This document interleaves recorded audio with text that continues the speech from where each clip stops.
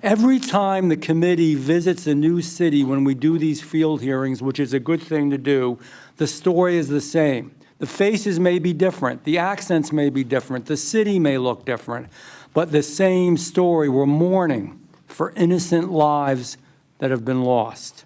Money doesn't matter, and in fact, maybe the money hurts, because you're pushing these philosophies. The latest name we speak of is Irina Zarutska, a young woman with her whole life ahead of her, one who fled an actual war zone to chase the American dream. She wanted to be here so badly, I think some of you may know that when she was murdered, her parents requested that she be actually buried here in America because she loved America so much. Gun safety legislation passed in 30 years. And I'm hoping that we can continue to do some bipartisan things that will really help. Our family's now endured more than 5 years of waiting, and still her case has not gone to trial. 5 years is not justice. 5 years is torment. Every day of delay deepens the wound for our family and makes a mockery of accountability. What makes this even more unbearable is how the justice system has handled those accused of Mary's murder.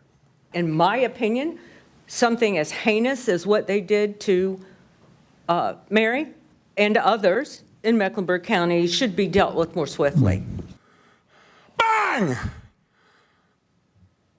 Dead. Gone. Why?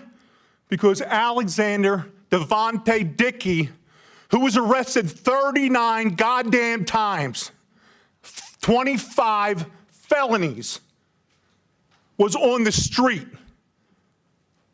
How about that? How good are we doing for our family? How good are you doing for your kids? He should have been in jail for over 140 years for all the crimes he committed. You know how much time he spent in prison? A little over 600 days in 10 years. He's only 30 years old. What happens here, what happens to this young lady, what happened to your daughter and your granddaughter, that's like Mary. That's what happens in third world countries. What happened to Charlie Kirk?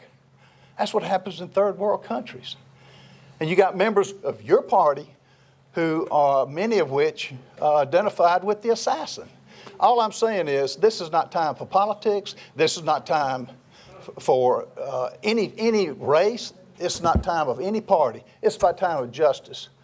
You woke up a beast and you pissed off the wrong daddy. Because I'm going to put it out there. And I'm not going to be quiet until somebody helps. When you hear these familiar slogans, like "Make America Safe Again," I urge you to look not at what my colleagues on the other side say, but what they actually do. Cutting police resources and defunding federal agencies are not the policies of a party committed to public safety.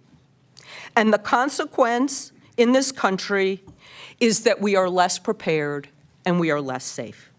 Allowing fraudsters, tax evaders, drug traffickers to keep ill-gotten gains. Without objection.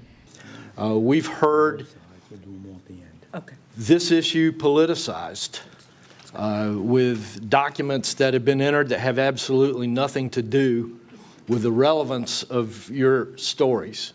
And I apologize to you for that.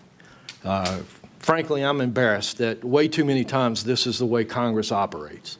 But I can promise you that while this behavior might be taking place up here with this panel, your stories have resonated with every member that's up here. And we will remember these when we get back to Washington, D.C.